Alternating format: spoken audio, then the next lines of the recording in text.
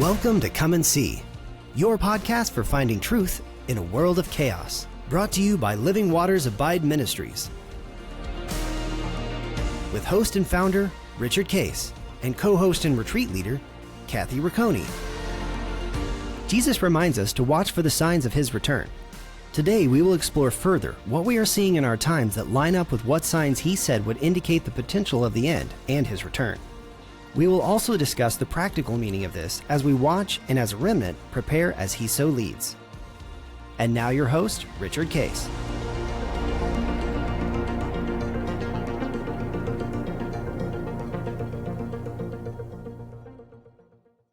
Good morning, everybody. This is End Times Friday, and we are very excited. This is a very special broadcast. We have our good friend Eric, who has been out sailing today. Eric, when we come over, we're just gonna have a trip to schedule to come and see you guys and have you guys lead us. Exactly. And I love sailing, so I would love to go in the Mediterranean. That'd be fun. And then Rabbi just said he was all night on a overnight desert hike in the desert. A hike, right? Desert hike. Yeah, that you were a tour guide on. Now, is it purposely done overnight so like you actually have to stay awake and do your stuff at night? Is that what you guys do? I think one of the main reasons it's at night is because the desert is a lot of the year is too hot during the day to do a long trek. So this way, even in the summer, you can do long hikes in the desert without frying. And you did ride. You said you ride camels, right?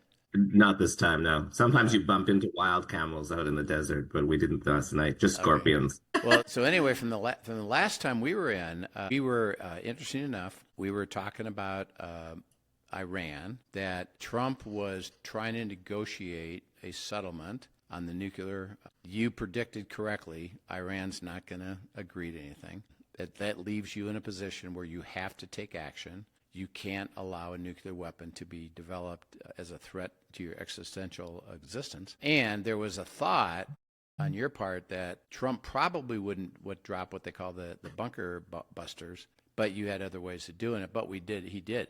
So the first question: what happened? What's happening since? How is Israel looking at all this right now, given what did happen with Trump and Iran? Well, I think first and foremost, the country overall is very grateful that President Trump followed through on sort of his threats and commitments and did what he could, or the U.S. Air Force did what it could to destroy the nuclear facilities from the air. So that I think the country is extremely grateful. I think that there's a bit of a sigh of relief across the country here. That there's been this sort of maybe mispronouncing it, Damocles sword, like at our necks, and no one here believes that it's totally gone, but at least the timing has been pushed out for anywhere between 6 months to 3 or 4 years, depending upon what actually happened in Iran, which probably the Mossad has the best idea, but they're not talking publicly about exactly what were the net results of the destruction in Iran. I'm not even sure the Iranians fully know or appreciate just what's been destroyed because they were in denial for a long time. So I don't know if and when we're really going to know what truly happened and the details of what got destroyed or what hasn't.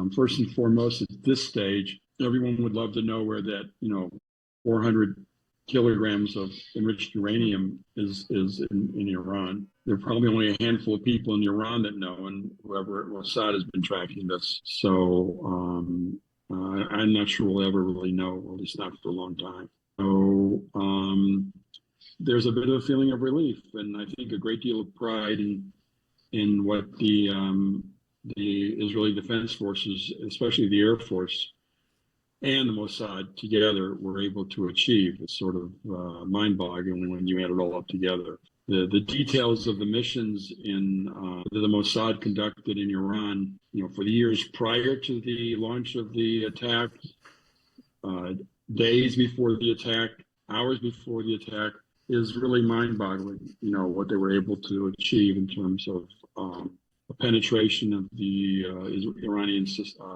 nuclear system and their research facilities and their government and so on. So I think I don't know. I think there's a bit of a sigh of relief here for a brief period of time, and I think there's a general recognition that this is going to change greatly the dynamics of the Middle East. I'm not sure all of us know exactly how that's going to happen, but when a mission like this is conducted in this way, with the effectiveness that it took place, everyone in the Middle East is going to take notice. And I think that President Trump and Prime Minister Netanyahu are busy doing what they can to try to capitalize on this new dynamic and reaching additional agreements and reaching a deal in Gaza and so on. And I'm not sure anyone here really knows what's going to unfold. And I'm not sure anyone here really knows or trusts what's getting said in Washington anymore, because, those two gentlemen deceived the world quite effectively in how they handled things prior to the Iranian attack. Yeah. When you made a statement that, the carried out mission, from what you have understood there, what exactly has been, let's say, accomplished with the military leadership of Iran, the military sites in Iran, and then you said the nuclear facilities. The reports we have over here, by the way, is it goes all the way from they didn't really damage that much and they moved everything ahead of time to complete obliteration. So we don't know. So neither one are correct. But I'm not an authority and don't have the information to know exactly where the line should be drawn.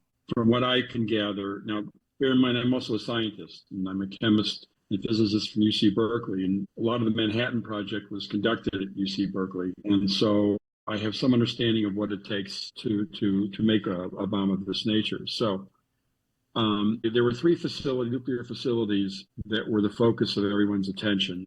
And I'll start with one called Isfahan. So Isfahan is in the southwestern part of Iran, and it had mostly above ground, although there's one facility that's below ground. And what they were doing there was they would take raw uranium ore and they would oxidize it into what is called uranium yellow cake. And it's called yellow cake because it literally looks yellow. And it's a solid form of uranium. It's a way of purifying uranium. But uranium, to make a bomb, needs to be, you need a certain isotope that's found like only 3% of the atoms of uranium in nature. So you need to enrich it. It's called isotope enrichment. So it's actually less than 3%, it's like 1%. And the way that that's typically done is you take the uranium yellow cake and you reduce it to form a gas. And the only form of gas that uranium takes is uranium hexafluoride. So they have to take it to relatively higher temperatures, and the uranium hexafluoride is reduced to, uranium cake is reduced to uranium hexafluoride, and then they compress it, and then they take it to their centrifuges. And the centrifuges are really mechanical devices that spin at high RPM. And if you've ever been to a doctor's office or whatever, where they separate out your blood, and so on, this is a centrifuge. But that one separates liquids, not gases. Gases are much more difficult to separate the isotope in that way to stuff. So literally what happens is the thing spins, the heavier atoms, which are uranium-238, spin to the perimeter of the cylinder, leaving the small amount of uranium-235. And you need to take this through many stages to make the enriched uranium. So at Isfahan, they had the facility. It was the only facility, I think, that was talked about where they could actually take the uranium ore, convert it to uranium hexafluoride, and then they would take the uranium hexafluoride that eventually got enriched, and then they would reduce it back into uranium metal. And the uranium metal at something more than 90% is the basic ingredient of the bomb. And Isfahan was largely destroyed. All the facilities for making the yellow cake have to be rebuilt from scratch. All the facilities for converting it to uranium hexafluoride have to be redone from scratch. So even if they have this 60% enriched uranium and they can get to it, under best cases from Iran's perspective, it's buried under rubble. If we're fortunate enough, maybe it's not radioactive, okay? So it's not a harm to human beings, but maybe it was even opened or scattered, or who knows what, if we're lucky. We don't really know. Although I'm sure there's some people who do know. So even if you have the centrifuges, which they don't, you don't have the ability to be able to process the uranium through its complete cycle. Now, in Natanz, which Israel hit it on its own, where they had the original sets of centrifuges, and bear in mind, it takes like a whole battery of these things, thousands of these centrifuges connected in series to each other, a vacuum hose connected between them, because you go from one stage to the next to eventually get it enriched. Yeah. And so in Natanz, to the best of our understanding, was pretty much destroyed. And listeners also need to know that because these centrifuges spin at very high RPM, they're like on ball bearings. And people who are familiar with ball bearings know that it doesn't take a lot of damage to cause them to be dysfunctional and to spin out of control. And so you may not even need to destroy with a bomb and do a direct hit, but just coming nearby and shaking things up so much that these ball bearings go haywire may be enough. Yeah. So I think people are pretty confident that this Natanz facility was pretty much taken out, which was the one where they really needed the U.S. help because they needed those very penetrating bombs dropped from the B-2 bombers that Israel doesn't have. The alternative Israel had, by the way, was to actually put special forces on the ground at Fordo to go into the facility and blow it up from the inside. And that's what they did in Syria. But that was a high-risk operation that was only like a last resort. At Fordo, it's not really known how much damage was done. Those people who say it's just a matter of months have no idea what they're talking. Okay, they're talking nonsense, because this is one of the unfortunate things I think in the U.S. military and CIA and defense intelligence, that it's been politicized, and you can no longer rely on what you're hearing from these organizations. And we saw it here in Israel, and unfortunately, thank God, hopefully it hasn't happened in Israel yet. And if it does, it's really going to be bad for everybody. But in any case, taking the politics aside, the Iranian nuclear effort to create a bomb has been set back a long time. I can't tell you if it's years or months, or if it's 6 months or several years, but it's more than a few months, and that's for sure. Because besides these three facilities, the IDF took out the facilities which built the centrifuges, the facilities that were used for the processing of the uranium, the facilities used for making the trigger necessary to make the bomb. When I was a graduate student at UC Berkeley, these triggers were very hard to get. I had to use one for my research. It wasn't nuclear related. It was something totally, it was laser related. But these switches that are used to ignite a chain reaction are very difficult to get. Iran, I don't think, could build them themselves. They're going to have to buy them on the market someplace, which is the other thing that people don't understand or seem to appreciate. For Iran to rebuild all this stuff, some stuff they have inside their own country, and they have the capabilities, but all those factories have been destroyed. So they have to rebuild those factories to rebuild the centrifuges. And not everything is totally 100% indigenous. They need to go out and buy stuff on the open market. Many of those centrifuges parts for them were supplied by Siemens, a large German defense contractor. Now, will Germany let that happen again? I doubt it. But that doesn't mean that they can't find it on the black market somewhere. But all these things take time. They're just not going to be able to go down to their local supermarket and take one off the shelf. Okay. They're going to need to, be putting agents in place and scrambling to go get this stuff, and it's not going to happen in a week. It's going to take them a while. And I think in the interim, I think it was the hope, I'm not sure it'll happen, that from both the Prime Minister Netanyahu and President Trump, that everyone would go back to the negotiating table. And now we'll negotiate a real deal where, Iran will not have any enrichment capability. But it's not at all clear now that Iran is even interested in talking anymore. So that's why I like. Go ahead. Go ahead. We'll come back to talking about what's next. And Rabbi, based on what Eric has said there, what's the sense from the population, the general population of Israel? What are they sensing now? Eric said a sense of relief. What else are they feeling or thinking? Oh, yeah. I definitely agree with that. I think that there was a huge sense of relief. I felt that because Netanyahu and other Israeli leaders have been talking for years about the threat of the Iranian nuclear capability, and nothing was ever done. And a lot of us, just were thinking, well, they're never going to do anything because and originally, just like to back up, like one of the big reasons why we didn't take action was because we were afraid of the reaction from Hamas bombarding Israel with millions of missiles, Hezbollah from Lebanon, who were working in coordination with Iran. They were proxies of Iran. So they had tens of thousands of missiles that they would have unleashed on the civilians, every single city in Israel. And so there were going to be, in addition to Iran's reaction against any attacks. So it was a pretty formidable equation, to look at, and the consequences could have been extremely, extremely scary. They were scary even as it was, even without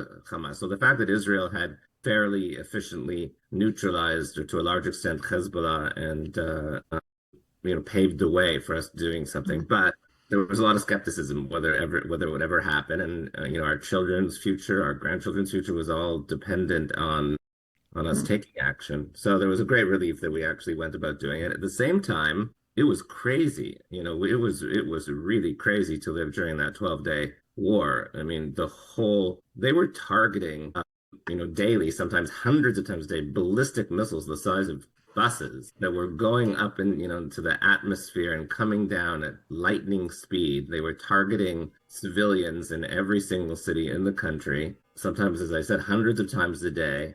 And no one was sleeping. Everyone was running to shelters. Like virtually everyone in the country was running to shelters several times a day in the middle of the night with their kids. And with real fear that this one's going to hit me, this is going to hit nearby. You probably saw, even one of those things was destroying like 8-10 apartment buildings, neighborhoods with one bomb. And so it was extremely stressful, extremely scary. No one was functioning. No one was going to work. The kids were not going to school. It was crazy. And I don't think many countries, could have even psychologically handled that. There was a tremendous bravery, and but everyone felt, it was worth it. This is what we had. We had to go through this eventually, and this is necessary for our security. And hopefully it won't last too long and not be too much. And of course, many people did die. There was tremendous destruction, and many people did die. So it was really scary to go through it. And we were going through it being completely exhausted. Oh, and every minute that you weren't exhausted and running to the shelter, you were looking at the news. Like you just glued to what's going on every second, both with us attacking them and them attacking us. So it was just like tremendous intensity. And then when it finished, we all just collapsed, and okay, life back to normal. Oh, well, why do I feel like I need to sleep for the next week? Right. So it was really, but we're very, very relieved. And I want to add also just like the fact that Israel was able to achieve complete aerial dominance over Iran and basically just take out any target was also a gigantic success. Also paved the way for the United States. And I would imagine that makes Iran think twice about rebuilding, because we can, I assume, just do that again, and is it worth investing billions of dollars at great risk? And then Israel's just going to wipe them out again. So I imagine that also makes them think twice. And it also brings, Israel's sense of, strategic intelligence and power definitely lends itself to good partnerships in the Middle East. Now we've actually. If I could add a couple of things. Yeah, go ahead. So just a couple more things to what Ephraim said. As your listeners may remember, earlier in the Gaza war and Lebanon, Israel was attacked by Iran by a barrage of 100 missiles, and the U.S. Military stationed in the Middle East assisted Israel in taking most of those out. And when Israel attacked sort of in response, it already had taken out most of Iran's aerial defenses. Now, the Israeli Air Force had trained over the years to be able to handle the anti-missile batteries. They're called surface-to-air missiles, SAMs. Yep. People with long memories, with gray hair like me, may remember from the Vietnam War talking about SAM missiles, and those were Russian-built anti-aircraft missiles. And Iran had a more recent version of those, and they were neutralized by the Israeli Air Force. Now, the Israeli jets that were purchased from U.S. contractors and modified by Israel really didn't have a problem with those defense systems. They had ways of maneuvering around them. But the reason they needed to take those defense systems out was there were drones. I mean, hundreds of Israeli drones that were launched from Israel, traversed across Syria, and were operating 24 hours a day inside Iran.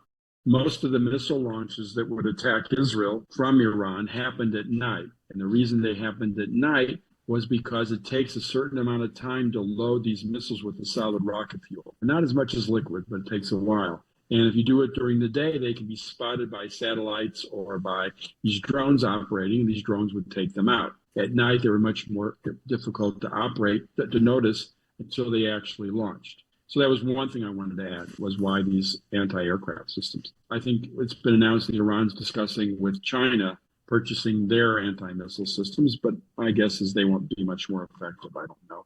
There's also reports in the press that Iran is going to be buying jets from China. Our understanding is that China is no big friend of Iran, but if they can make a buck, they're going to make a buck, and this is what they're going to do.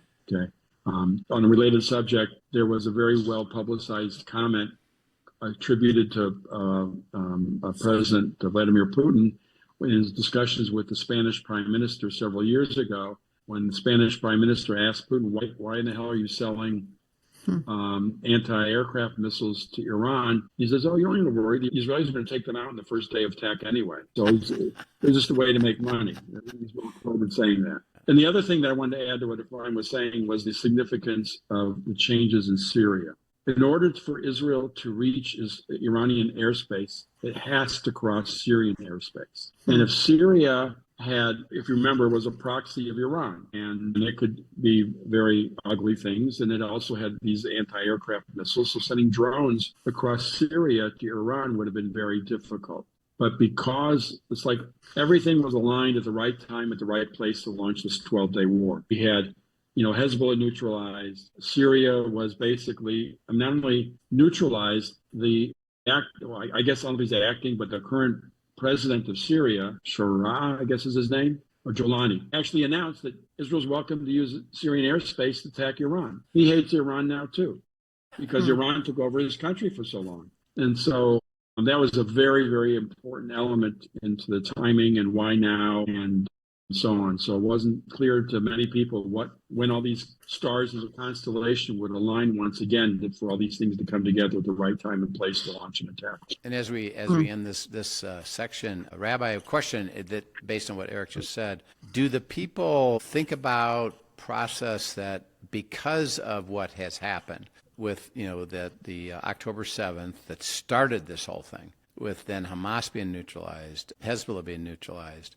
Syria being neutralized and changing, allow you to do what you had to do in Iran, but it was all lined up. Do they see God at work in that? Do they talk about that, or do they just say, "Yeah, that was lucky"? Yeah, well, yeah, most of us, I believe, see God in that, and it's really, really a crazy story because there's the Purim holiday. Yeah, one of our holidays is Purim, where Haman in the Persian Empire, about 2,500 years ago, they were determined to commit a genocide against all the Jewish people. And there's an expression which is used in the scroll of Esther, which says that everything got reversed. They tried to do a complete genocide, and they had all the power. We were a helpless minority in their gigantic empire that was the largest empire in the world, and they just said, we're going to kill you all. And we switched that over, and in the end of the story, not only were we more powerful, but all our enemies had been killed. So they say it was just a complete upside down reversal of fortune. So a lot of us definitely saw that. October 7th was seen by our enemies, Hamas, as the start. They did it specifically because they really Hamas believed that if they start this and make such a devastating blow, that their partners, Hezbollah, will join the attack, Iran will join the attack, the Arabs in the West Bank and anywhere else will also join in massive revolutions and terror attacks and that they really can destroy the entire country. And they believed that they were starting to set that whole thing in motion. And miraculously, that didn't happen. And we started like one by one taking out these existential threats in just such a mind-boggling, miraculous way, between the beepers that, killed 4,000 of Hezbollah operatives. And this, like, no one expected that in 12 days Israel could just achieve such complete superiority over Iran, which is many, many, many times its size. And so it really was like a nahafochu, a reversal of fortune. What they thought was going to be the death blow to us ends up leaving us in a much, much more favorable position. And hopefully more good things will happen. Yeah. Well, thank you guys both for sharing all that. We'll come back, talk more about, what the status is there. And then what do we all think what do you guys think is going to happen next? So we're so appreciative to actually get real information. And that's why our audience so appreciates it. And they look forward to this so much. So thank you so much. So we're pleased to have you safe. And we are glad that life is at least semi-normal and hopefully gets to be normal. So thank you so much. Yeah, absolutely. Thanks for joining us. It is always a pleasure to have y'all here. And especially this time, I expressed this earlier, and I know many of our listeners, you were in everyone's thoughts and prayers in the midst of all of this. So a big sigh of relief simply to know that you and your families are well. And so thanks for taking the time to express all of this and share it with us. We appreciate it. To our listeners, if you have questions from today's broadcast, send them in to us at questions@abideministries.com, and we look forward to seeing you next time. Yep, we'll see you then. Thank you for joining us for today's episode of Come and See, your podcast for truth in a world of chaos. Brought to you by Living Waters Abide Ministries. Send us your questions and comments and tune in tomorrow for more answers to your personal questions about living life in God's truth. Remember, God's will is best and none better. His truth brings peace in this world of chaos.